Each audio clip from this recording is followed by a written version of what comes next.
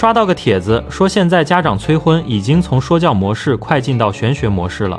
比如家门口单独一个电线杆，看着就像光棍儿，于是他果断打电话求供电局把它移走。除了移电线杆，还有锯树的。那些无花无果、寓意不好的树要锯，那些招蜂引蝶、不够沉稳的植物也得拔了。再不行就换大门、换碉楼、换村民，以及运用一些古老的技能。结婚，结婚，结婚，结婚，结婚，结婚。令令地令令，咱这不行不行不行。今之玉葉面架又中啊！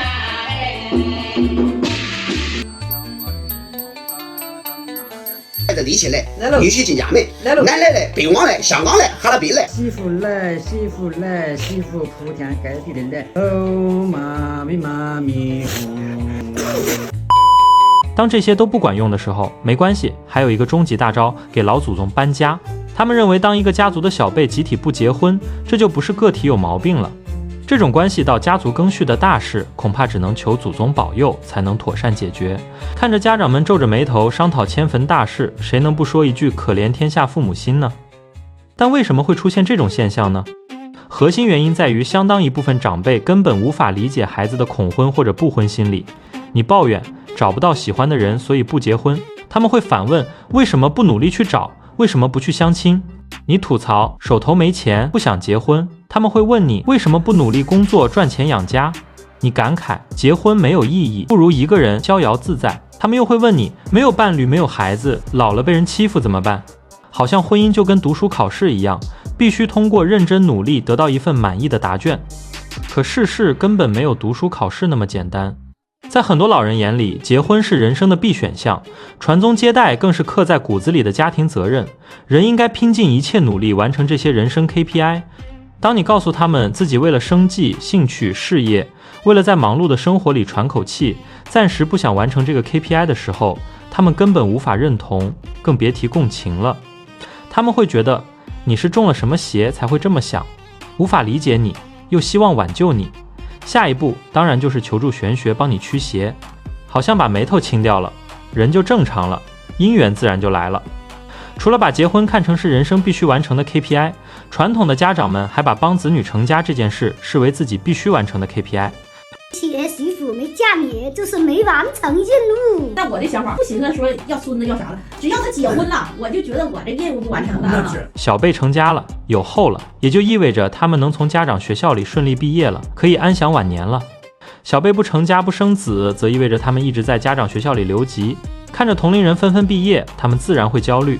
而这时候，玄学就成了他们排解情绪最低成本的救命稻草。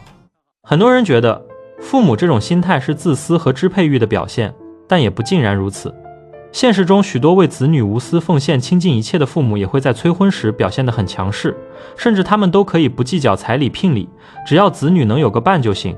自私显然无法解释这种情况，唯一的解释是他们受传统文化、代际责任影响太深，生怕子女的人生因为婚育的缺失而脱轨，于是使劲催。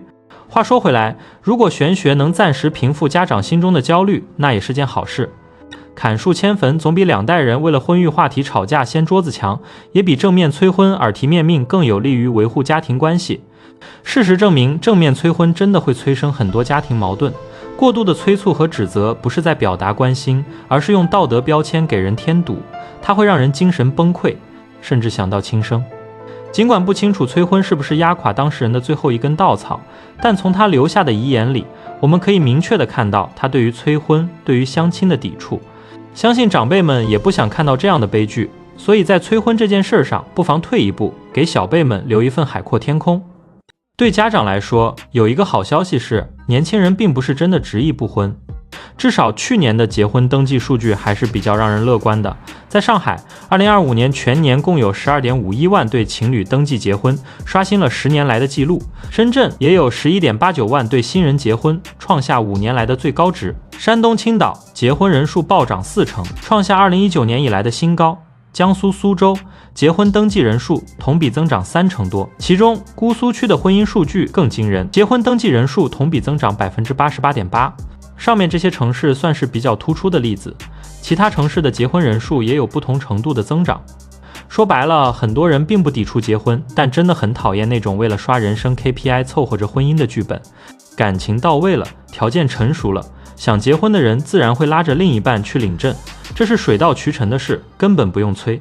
可能在很多保守的长辈眼里，20多岁的人不恋爱不结婚是个体不正常的表现，但数据告诉我们，晚婚的人才不是脑子有问题，他们的选择恰恰是当下最正常的现象。